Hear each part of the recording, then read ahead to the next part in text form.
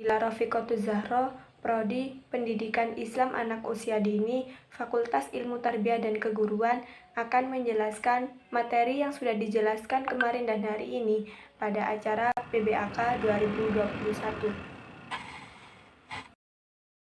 Ada dua materi yang saya pilih di hari pertama, yaitu materi 1 yang disampaikan oleh Profesor Dr. Umi Sumbullah MAG, Wakil Rektor Bidang Akademik, Wawasan Bidang Akademik. Berdasarkan rencana induk pengembangan dan rencana strategis UIN Malang saat ini berada pada tahap pengakuan internasional dan reputasi internasional.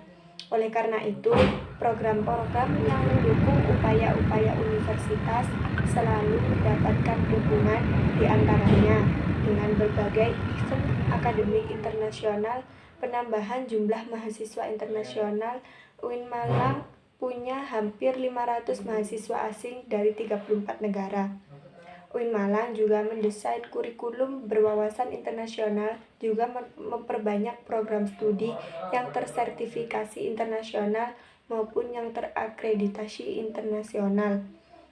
Kita sejak tahun 2008 sudah mengadopsi atau mendapatkan sertifikasi SMM ISO 9001 sampai 2000, kemudian 9001 sampai 2008 dan SMM ISO 9001-2015.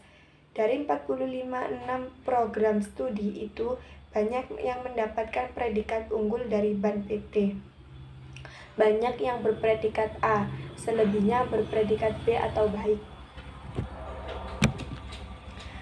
Tidak kalah banyak upaya internasionalisasi universitas itu adalah dengan mendorong dosen dan mahasiswa untuk melakukan publikasi hasil riset ke dalam provider internasional maupun jurnal internasional.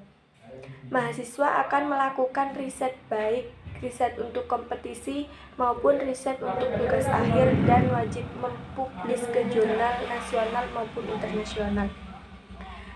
Sehingga karya-karya dosen mahasiswa bisa meningkatkan peringkat universitas.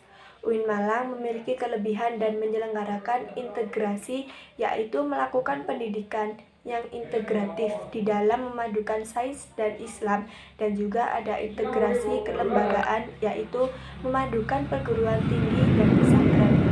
Oleh karena itu, di UIN Malang ada Ma'had sebagai pusat pengembangan karakter ulul albab, khususnya 2 pilar dari 4 pilar ulul albab, diantaranya pendalaman spiritual, keagungan akhlak, keluasan ilmu.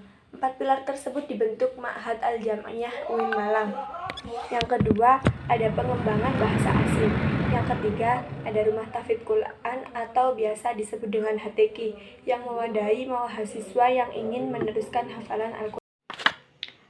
Materi yang kedua saya ambil dari Dr. Haji Ahmad Fatah Yasin MAG, Wakil Rektor 3 Bidang Kemahasiswaan. Wawasan bidang kemahasiswaan dalam pencapaian materi, beliau sebagai Wakil Rektor 3 Bidang Kemahasiswaan mengajak mahasiswa baru itu harus mengupayakan diri secara mental spiritual dalam mengikuti kegiatan-kegiatan perkuliahan di kampus UIN Maulana Malik Ibrahim Malang. Kampus UIN Maulana Malik Ibrahim Malang otomatis berbeda dengan kampus-kampus yang lain, apalagi dengan kampus perguruan tinggi umum. Saudara nanti akan memperoleh sesuatu yang tidak diperoleh di kampus perguruan tinggi umum. Termasuk, kampus ini menyediakan berbagai macam fasilitas-fasilitas kegiatan kemahasiswaan karena Anda harus menyiapkan secara mental spiritual. Maka yang orang memiliki mental spiritual itu indikatornya ada 3, yaitu berpikir ilmiah. Mahasiswa harus melakukan transformasi dari tingkat SLTA menuju model pola belajar di perguruan tinggi. Karena itu harus berpikir ilmiah. Mahasiswa harus punya kemampuan untuk berpikir ilmiah. Pada hakikatnya adalah berpikir yang selalu dilandasi dengan ilmu pengetahuan, baik ilmu pengetahuan umum maupun ilmu pengetahuan keagamaan, yang notabene kampus kita adalah kampus keagamaan yang bernaung di bawah Kementerian Agama Republik Indonesia. Inilah yang membedakan dengan kampus-kampus yang lain, bahwa kampus UIN Malang, visi misi semangatnya adalah dipengaruhi oleh niat cita-cita menegakkan ajaran Islam, melanjutkan perjuangan Rasulullah Shallallahu Alaihi Wasallam. Karena itu, sekali lagi berpikir ilmiah harus didasari karena kita dalam masyarakat berilmu, mahasiswa juga manusia-manusia berilmu. Beda antara mahasiswa dengan yang bukan mahasiswa. Karena itu, maka yang kedua, kita ini di samping berpikir ilmiah juga harus berpikir positif, selalu berperilaku positif. Bukan sekedar punya pikiran, bukan sekitar berpikir, tapi harus diwujudkan dalam bentuk perilaku positif. Perilaku positif sebagai mahasiswa itu indikatornya antara lain adalah tampil dengan gaya khas mahasiswa UIN Malang. Mahasiswa UIN Malang itu berbeda dengan mahasiswa-mahasiswa perguruan tinggi umum. Beliau kemarin sudah konfirmasi kepada Bapak Ibu Wali Mahasiswa baru melalui virtual Zoom Temu Wali. Beliau menyarankan kepada Bapak Ibu Wali Mahasiswa baru agar anak-anaknya berperilaku positif. Perilaku positif dengan indikator bicara sopan, berpenampilan sopan, berpakaian sopan, bersikap yang sopan, dan lain sebagainya. Termasuk the body-nya, pakaiannya juga harus pakaian-pakaian yang islami. Menjadi mahasiswa itu harus kreatif.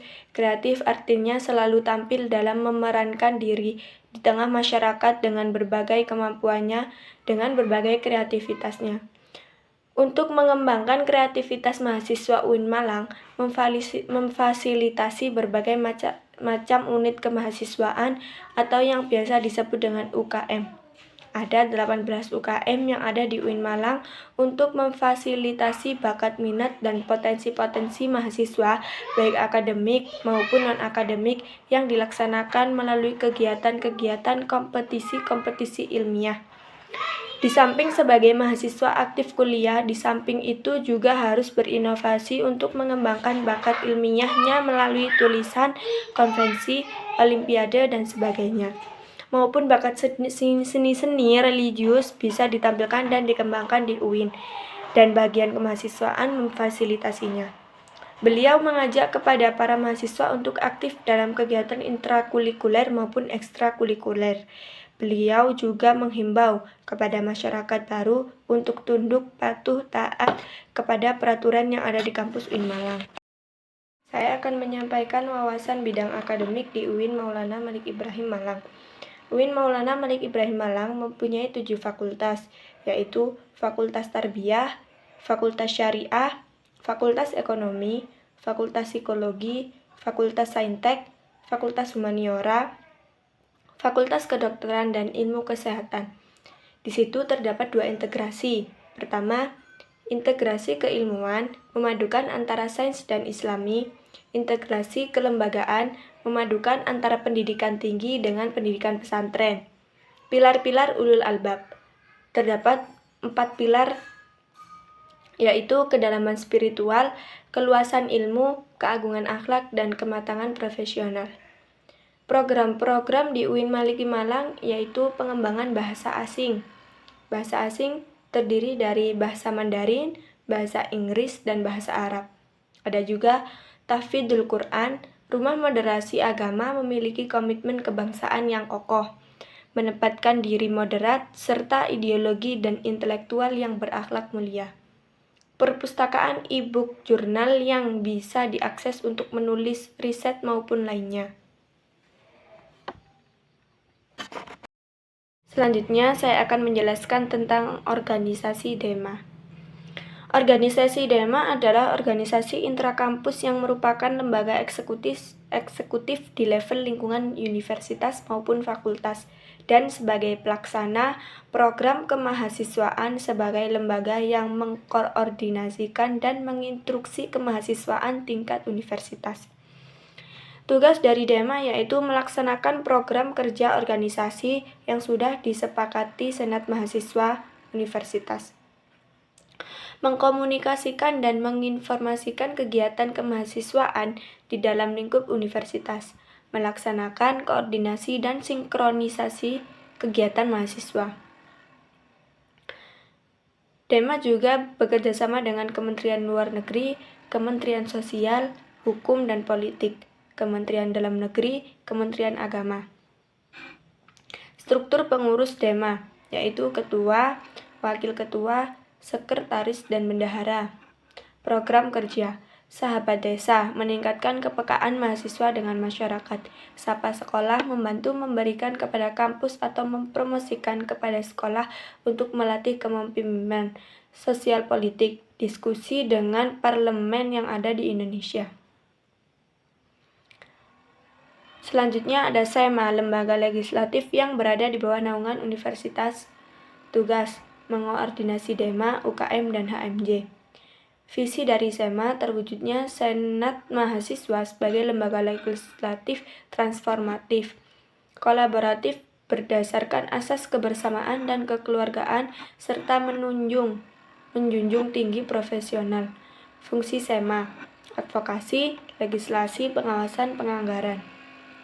Tugas dari SEMA yaitu mengawasi dan mengontrol Dema, memberikan persetujuan setiap kegiatan yang akan dilaksanakan oleh Dema, memberikan pengesahan setiap laporan pertanggungjawaban setelah selesai agenda, memfasilitasi aspirasi mahasiswa, mengesahkan peraturan Dema. Wewenang SEMA yaitu membentuk undang-undang yang membahas dengan presiden mahasiswa, menanggung dan mempertimbangkan segala aspirasi mahasiswa. Komisi SEMA, Komisi Advokasi dan Hukum, Komisi Organisasi dan Kemahasiswaan, mengawal ormawa di seluruh UIN Malang, administrasi dan keuangan, pembuatan peraturan administrasi, informasi dan komunikasi, alat publikasi terkait kinerja SEMA. Badan pengurus SEMA, Ketua Umum, Sekretaris Jenderal, dan Bendahara, Ketua Komisi A, Ketua Komisi B, Ketua Komisi C, dan Ketua Komisi D. Syarat penggabungan Dema dan SEMA, IPK minimal harus 3, memiliki SK kepengurusan ormawa, siap terikat dengan Dema, mahasiswa aktif UIN Maliki Malang, mengisi form Google. Selanjutnya kita akan membahas UKM di UIN Maulana Malik Ibrahim Malang. Ada 15 UKM di UIN Maulana Malik Ibrahim Malang. Yang pertama yaitu UKM Menwa, organisasi bersejarah pembentukan Jenderal A.H. Nasution 1959 di Jawa Barat, semboyan penyempurnaan pengabdian dengan ilmu pengetahuan dan ilmu keprajuritan, dengan logo simbol warna ungu artinya mulia. Fungsi resimen mahasiswa, mewujudkan sikap bela negara di ranah mahasiswa, menciptakan kondusivitas kehidupan mahasiswa, dan lain-lain. Logo ada 2, yaitu logo Mahasurya dan Wiracakti Yuda. Arti lambang Wiracakti Yuda 811, 8 Kodam Brawijaya, dan 11 urutan resimen mahasiswa se-Jawa Timur. Yang kedua ada UKM Pramuka. Program kerja UKM Pramuka yaitu Anjang Sana, Kuarcap, Kuarda, dan Kuarnas, Perkemahan Wirakarya, Temu Alumni atau Family Gathering, Musyawarah Pandega. Selanjutnya UKM PMI, bergerak di bidang kemanusiaan, kekeluargaan, dan kemanfaatan. Didirikan Pak Zainal Abidin dan Pak Mustafa pada bulan November 1990. Lambangnya burung Raja Wali. Selanjutnya UKM Gema Gita Bahana, berumur 6 tahun, mengurus pengembangan bakat di bidang suara. Memiliki 8 prestasi minimal tingkat provinsi. Selanjutnya UKM Seni Religius, lembaga otonom yang memiliki jalur koordinatif yang bergerak dalam bidang seni Islami. Selanjutnya UKM Teater, terdapat bidang seni musik, tari, sastra, aktor, dan lain-lain.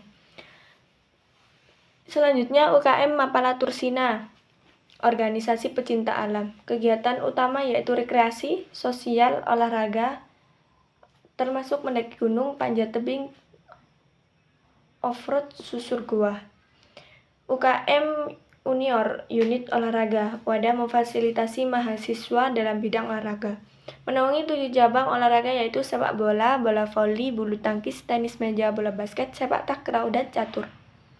Kegiatan lainnya yaitu latihan rutin, sparring partner, organisasi, dan kepanitiaan. Selanjutnya UKM Kopma Padang Bulan dibentuk 9 Maret 2000 oleh Bapak Dr. Anes Haji Irfan SH MPD. Stafnya usaha, public relation, personalia. Big event yaitu Kopma Fair. Selanjutnya UKM Komunitas Musik Studio 3. Ada 6 departemen: event organizer, departemen studio, musik manajemen, departemen multimedia, departemen public relation, dan departemen social development. Selanjutnya UKM Taekwondo. Agenda rutin try-in, agenda rutin tiap tahun, gasuku, diklat pendidikan. UKM Jepret Klub fotografi yang tidak fokus hanya pada satu bidang, namun mempelajari di bidang videografi. UKM Simfoni, program harian, Simfoni Morning Show, Free Time, Freeze and Relax, Hai Indonesia, Mizan Muslim Zaman Now, Halo Kampus, Free Line. Program mingguan, Simfoni Weekend Show, di Big Symphony, Soccer Free Sunday, Top Card, Soda Diary Mami, English Day, Yaumi Arabi. Selanjutnya UKM LKP 2M, Lembaga Kajian Penelitian dan Pengembangan Mahasiswa. Biro-biro LKP 2M yaitu kajian, melatih nalar, lalu kajian, penelitian, melatih memiliki kemampuan menulis naskah riset, dan lain-lain. Selanjutnya ada UKM UAPM, Inovasi, unit kegiatan mahasiswa yang bergerak di bidang jurnalistik. Agenda rutin, diklat tingkat dasar, upgrading skills, jurnalis, camp, sekolah filsafat, rapat akhir tahun, diskusi rutin. Selanjutnya materi pertama pada hari kedua yaitu dari Bapak Hasanuddin Wahid. Beranggapan dosen tidur gak dibayar, kalau anggota DPR tidur dibayar. Kita sebagai rakyat ingin punya mobil, ya sudah diwakili saja sama wakil rakyat. Saya bisa sampai di sini itu ya karena UIN Malang. Saya diajari banyak oleh UIN. Kita akan menerangkan materi yang kedua dari Dr. Anes Basrizen MA PhD. Social labeling seperti Islam, liberal, sekuler, pragmatis, modernis, tradisionalis, fundamentis, ekstremis, teroris. Label kontemporer adalah Islam moderat dan Islam Nusantara. Apa itu moderasi dalam Islam? Definisi moderasi secara etimologi wasatiyah berarti jalan tengah, middle path, posisi tengah, berkeadilan. Secara terminologis, pemahaman praktek keagamaan yang menjunjung tinggi kesetaraan, keberagaman, toleransi dengan berpijak pada prinsip tawazun antara resiko atau logika, teks secara konteks. Dasar teologis Al-Quran Surah Al-Baqarah ayat 143. Beberapa hadis dalam Sahih Bukhari. Kenapa moderasi penting di Indonesia? Karakter Islam sebagai agama rahmatan lil alamin yang menjunjung tinggi keadaban Islam dan harmoni inter dan antar pemeluk agama. Historitas Islam di Indonesia. Karakter masyarakat Indonesia yang lekat dengan kesantunan dan harmoni. Ideologi Pancasila dan moto Bhinneka Tunggal Ika. Isu-isu politik yang terkait dengan Timur Tengah dan politik global baik secara langsung atau tidak dapat mempengaruhi pemahaman dan sikap keberagaman masyarakat Indonesia serta mengganggu agenda modernisasi Islam seperti konflik Palestina dan Israel, aliansi politik Arab Amerika, politik despotis and hypocrisy. Peran mahasiswa UIN Malang. Mahasiswa harus memerankan diri sebagai agent of change dalam menguatkan dan mendesimisasi agenda moderasi. Mahasiswa harus mengedepankan kepentingan kebangsaan dan keagamaan yang sesuai dengan prinsip moderasi. Mahasiswa UIN harus cerdas, akademik, religius, dan berkebinekaan. Sekian dari saya. Apabila ada salah mohon dimaafkan. Wassalamualaikum warahmatullahi wabarakatuh.